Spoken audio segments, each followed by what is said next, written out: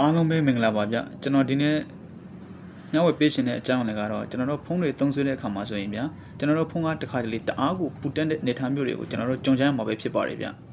ဂိမ်းတွေဆုံးနေပြီဆိုရင်လည်းကိုယ့်ရဲ့ဖုန်းကတအားကိုအပူတက်မြန်လာပြီးတော့ဗျထစ်လာတဲ့သဘောလင်းလာတဲ့သဘောဒါတွေကိုကြုံကြရမှာပဲဖြစ်ပါတယ်ကဲဒါဆိုရင်ဒီနေ့မှာတော့ကျွန်တော်ကဒီဖုန်းတွေပေါ့နော်အပူတက်မမြန်အောင်အတွက်ဒီ setting လေး၃ခုကိုရှင်းရထားမိဆိုရင်ဗျကျွန်တော် game ပဲဆော့ဆော့ဘာပဲလောက်ပေါ့နော် social media ပဲသုံးဖုန်းကတအားကိုပူလာမှာမဟုတ်တော့ဘူးကဲဒါဆိုရင်ဒီနေ့ဒီဗီဒီယိုလေးမှာတော့ကျွန်တော်ကဒီဖုန်းနှလုံးပေါ့နော်setting လေးတွေကတော့တက်မတူတဲ့အတွက်ကျွန်တော်ဒီ Redmi ဖုန်းလေးပေါ့ဒီ Samsung ဖုန်းလေးပေါ့နှစ်ခုစလုံးနဲ့ကျွန်တော်ဒီနေ့setting လေး၃ခုကိုကျွန်တော်ရှင်းပေးမဲ့အကြောင်းလေးကိုကျွန်တော်တင်ဆက်ပေးမှာပဲဖြစ်ပါတယ်ဗျကဲဒါဆိုရင်ဒီနေ့တကယ်ချင်းဟာဖုန်းခဏခဏပူနေတဲ့သူတယောက်ဆိုရင်ဗျကျွန်တော်ရဲ့ဒီဗီဒီယိုလေးကိုအဆုံးထိကြည့်ပေးဖို့ကိုကျွန်တော်တိုက်တွန်းလိုက်ပြစေကဲဒါဆိုရင်စာလေးကြပါဗျကဲပထမဆုံးကတော့ကျွန်တော်တို့ဒီ setting လေး၃ခုပေါ့နော်ပထမဆုံး setting ကတော့ကျွန်တော်တို့ဖုန်းမှာပါတဲ့ဒီ brightness level ကို short ပေးထားမှာဖြစ်ပါတယ်ဗျbrightness level ကလည်းကျွန်တော်တို့ကဖုန်းရဲ့ဒီ CPU ကိုတအားbad power စားပြီးတော့သူရဲ့ဒီ overheated ဖြစ်တဲ့သဘောလေးရှိတယ်ဒါကြောင့်ဒီကျွန်တော်ကဖုန်းမှာပါတဲ့ဒီ display ပေါ်မှာရှိတဲ့ brightness level ပေါ့နော်ဒီကောင်လေးကိုချောချပေးထားမှာဖြစ်ပါတယ်ဒီမှာဗျာ brightness level ဒီကောင်လေးပေါ့ဒီကောင်လေးကိုတအားမတင်ပေးနဲ့ဒီကျွန်တော်တို့ကသူ့ရဲ့ဒီအနေထားတစ်ခုလေးကို brightness level ဒီနည်းနည်းဒီလိုမျိုးလေးအနေထားတစ်ခုကိုကျွန်တော်ကချောချပေးထားမှာပဲဖြစ်ပါတယ်ဗျဒီလိုဆိုရင်ဖုန်းရဲ့brightness level ကပုံမှန်အနေထားတိုင်းမျိုးဆိုတော့သူ့ရဲ့ဒီ gain တွေပါတယ်ဆွတ်မယ်ဆိုရင်ဗျာတအားbattery လေးအကုန်မမြင်တော့ဘူးအဲ့လိုမျိုးကဲနောက်တစ်ခုကတော့ကျွန်တော်ဒီထင်ကထွက်လိုက်ပါပြီနော်နောက်တစ်ခုကတော့ကျွန်တော်ဖုန်းရဲ့ဒီသူ့ရဲ့ဒီ location ပေါ့နော် location ထဲမှာပါတဲ့အရင်ဆုံးကျွန်တော် location ကိုအရင်ရှာလိုက်မယ် location ဒီမှာတွေ့ရပြီနော် location တွေကိုဝင်ပြီးတော့အဲ့ဒီမှာကျွန်တော်ကlocation service ဒီမှာတွေ့တယ်နော်အသေးချာလေးကြည့်ပါဗျ location service ဒီလေးထဲကိုဝင်လိုက်ပါမယ်အဲ့မှာ Wi-Fi scanning နဲ့ Bluetooth scanning ဆိုတာ setting လေးရှိတယ်ဗျာနော်Wi-Fi scanning ဒါလေးကိုကျွန်တော်ကပုံမှန်တိုင်းဆိုရင်ဗျာဒီကောင်လေးကတော့တခါလေးဒီလိုမျိုး MB သားကျွန်တော်တွေ့ရမှာပဲဖြစ်ပါတယ်ဒါကိုကျွန်တော်ကဒီကောင်ကိုပိုက်ပေးရမှာဖြစ်ပါတယ်ဒီကောင်ကို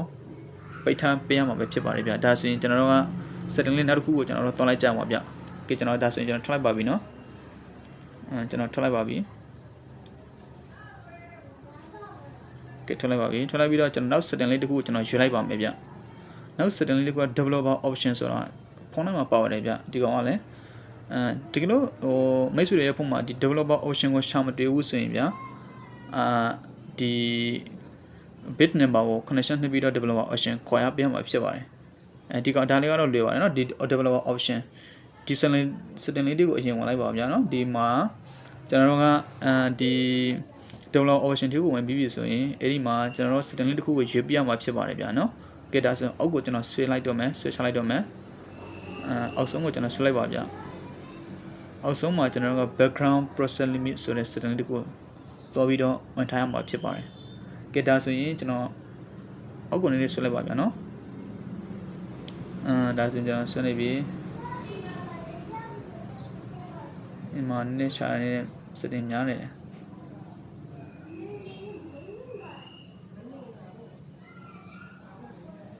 ယ်ဒီမှာတွေ့ပါပြီဗျာနော်တကယ်ချင်းဒီမှာbackground process limit ဒီ background process limit ဆိုတဲ့ဒီ setting လေးတွေကိုဝင်ပြီးတော့ကျွန်တော်တို့အဲ့ဒီမှာပုံမှန်တိုင်းဆိုရင်ဗျာကျွန်တော်ကဒီ standard limit ဒီလိုပဲတွေ့ရမှာပုံမှန်တိုင်းဝင်လိုက်ပြီဆိုရင် standard limit အတိုင်းပဲတွေ့ရမှာကျွန်တော်က background process limit ဒီလိုမျိုးလေးတွေ့ရမှာဒါကိုကျွန်တော်တို့က no background process ဆိုပြီးတော့ on time မှာပဲဖြစ်ပါတယ်ဒီကောင်လေးကိုon time ပြင်မှာဖြစ်ပါတယ်ဗျာနော်ဒီလိုမျိုးသာကျွန်တော်တို့ဒီသူ့ရဲ့ဒီ background process limit ကို on ထားလိုက်မယ်ဆိုရင်ကျွန်တော်တို့ဖုန်းသုံးတဲ့အခါမှာသူ့ရဲ့ဒီနောက်ကမှာရှိတဲ့ software တွေကအလုံးမလုံးပြနေသူက battery စာတက်ပြီးတော့ဗျာသူ့ရဲ့ဒီဖုန်းအပူတက်မြန်တာကိုလည်း short ချပေးမှာပဲဖြစ်ပါတယ်ဗျာကဲဒါဆိုရင်ကျွန်တော်ကဒီ Samsung နဲ့ဆိုတော့ဒီလောက်ဆိုရင်အဆင်ပြေပါပြီဗျကဲဒါဆိုရင်ကျွန်တော်ထွက်လိုက်ပါပြီကဲနောက်ကျွန်တော် Redmi ဖုန်းလေးနဲ့ကျွန်တော်ဆင်ပေးမှာဖြစ်ပါတယ်ဗျ setting လေးတစ်ခုကတော့ကျွန်တော်တိတ်ဟိုကတစ်ခုတိတ်မတူဘူးဗျာနော်ဒီခုကနည်းနည်းကွာပါတယ်ဒီ Android တွေဆိုပေမဲ့လည်းဒီ setting ကတစ်ခုတိတ်မတူဘူးဗျ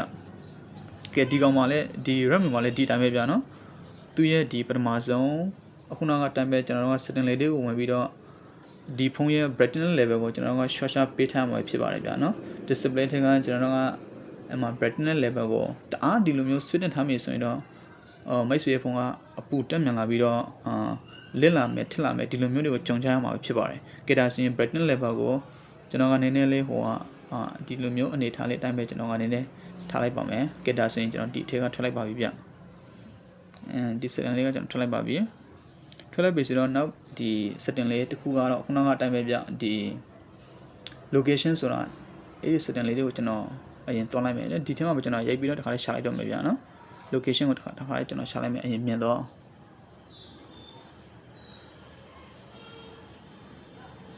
ကဲ location ကိုကျွန်တော်တွေ့ပြီဆိုရင်ဒီမှာ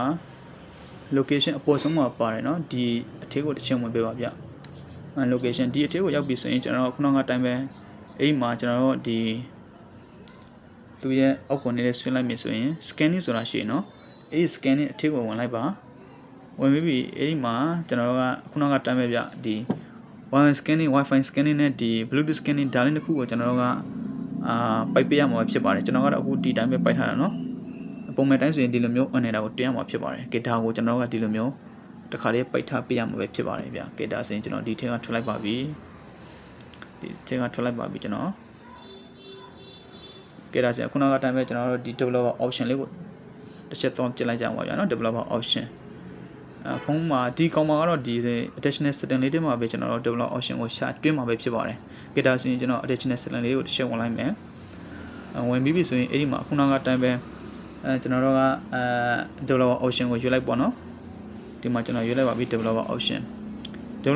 ကိုကျွန်တော်တို့ကဝင်ပြီးတော့ပြီဆိုရင်အဲ့ဒီမှာခုနကတိုင်းပဲ background process limit ဆိုတဲ့ setting လေးကိုကျွန်တော်တို့တစ်ချက်သွားလိုက်ပါဗျနည်းနည်းလေးအောက်ကိုဆွဲလိုက်ပါဗျာနော်ဒီမှာသူက setting တွေတအားများတယ်ဆိုတော့ဆိုတော့ဒီမှာကဲဒါဆိုရင်ကျွန်တော်ဒီမှာတွေ့ပြီဒီမှာbackground process limit ဒီမှာတွေ့ရနော်ဒီမှာဒါလေးကိုဝင်လိုက်ပြီဆိုရင်ကျွန်တော်တို့ကအဲ့ဒီမှာပုံမှန်တိုင်းဆိုရင်ဝင်လိုက်ပြီဆိုရင် standard limit ဒီကောင်ကိုထားပေးလို့တော့မရဘူးเนาะကျွန်တော်ကbackground process limit နဲ့မှာကျွန်တော်ကဒီ standard ဒီ background process limit ကိုပဲဒီကောင်လေးကိုပဲကျွန်တော်တို့ရွေးပေးရမှာဖြစ်ပါတယ် no background process ဒီကောင်လေးကိုပဲကျွန်တော်တို့ရွေးပေးထားမှာဖြစ်ပါတယ်ကဲဒါဆိုရင် setting လေးတွေကအကုန်လုံးပြီးဆုံးသွားပြီအားလုံးအဆင်ပြေမယ်လို့လည်းကျွန်တော်ထင်ပါတယ်ဗျာเนาะတကယ်လို့အဆင်ပြေတာရှိရင်လည်းကျွန်တော် comment မှာလာမင်းနိုင်ပါတယ်ဗျာအားလုံးကျေးဇူးတင်ပါတယ်ဗျာเนาะ